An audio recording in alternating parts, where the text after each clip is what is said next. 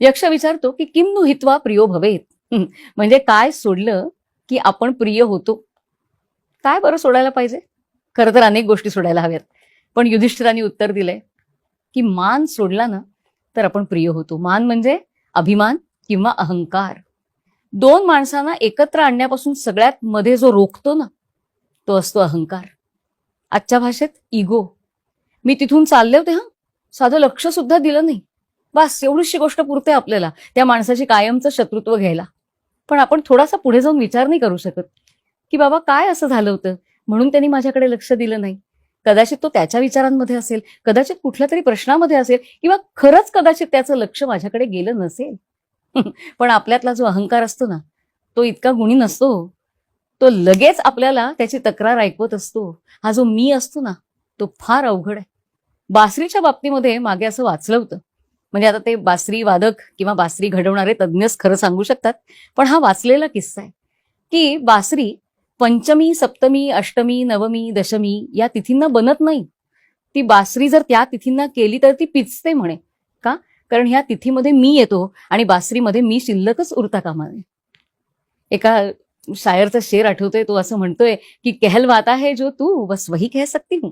बासरी म्हणतीये कहलवाता है जो तू बस वही कह सकती हूँ, अपने मन की कहूँ इतनी मेरी औकात नहीं.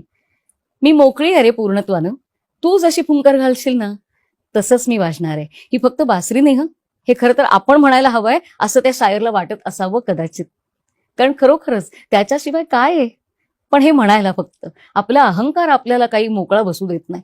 अहंकाराचा फणा म्हणजे कसं म्हणावं मला लक्षात येत नाहीये, पण अहंकाराचा फणा जितका मोठा तितका आपला कणा अधिकाधिक ताठ होत जातो आणि आपण झुकणं कमी करतो. कबीरजींचा एक दोहा आहे. कबीरजी म्हणतात, ऊंचे पाणी न टिके नीचे ही ठहराय. पाणी वरती नाही राहत, ते नेहमी खालच्या दिशेनंच धावतं. ऊंचे पाणी न टिके नीचे ही ठहराय, नीचा हो सो भर पिवे ऊंचा प्यासा जाय. कबीरजी म्हणतात की पाणी नेहमी खालच्याच दिशेला वाहतो.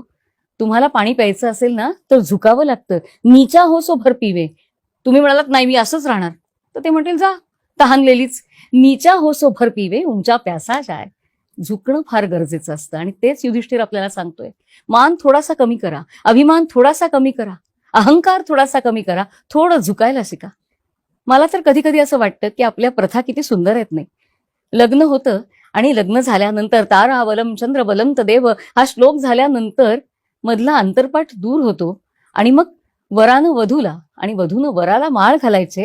ही माळ घालताना दोघांची स्थिती काय असते? माळ घालताना समजा वर वधूला माळ घालतोय तर वधूनी थोडं झुकायचं असतं आणि वधू वराला माळ घालते तेव्हा वर उंच असतं तरी सुद्धा त्यांना झुकायचं असतं. मला वाटतं संसाराच्या पहिल्या पावलातच आपली ही प्रथा आपल्याला हे शिकवते की ताठ मानेनं जरूर जगावं, पण घरामध्ये मात्र थोडंसं झुकायला शिकावं. कारण जोपर्यंत आपण झुकत नाही, समोरच्याचं मन पाहायला शिकत नाही, तोपर्यंत आपला विकास होऊ शकत नाही.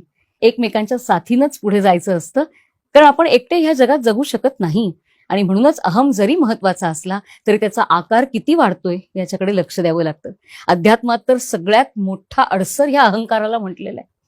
एकदा एक माणूस एका फकीराकडे येतो आणि म्हणतो की तुम्ही सगळ्यांना देव दाखवता ना, मग मला दाखव ना. फकीर म्हणतो तुला पाहायचंय ते जा, तिथे समोर एक डोंगरावर घर आहे बघ, जा तिथे जाऊन पहा, तिथं बसलाय तो.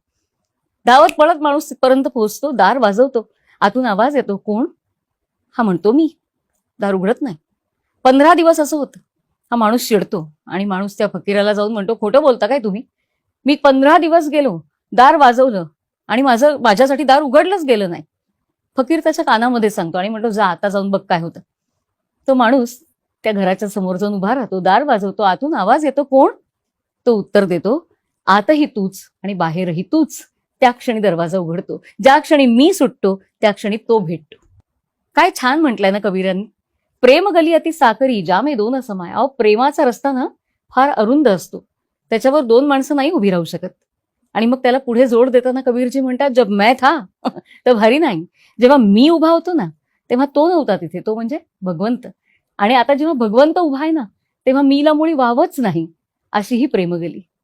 तेच सांगतायत युधिष्ठिर सुद्धा की थोडासा अहंकार कमी करूया, थोडासा मान कमी करूया, थोडासा इगो कमी करूया. त्यानं काहीही नुकसान होणार नाही, उलट आपलं जगणं सुकर होईल, फक्त आपल्यासाठी नाही तर इतरांसाठी सुद्धा.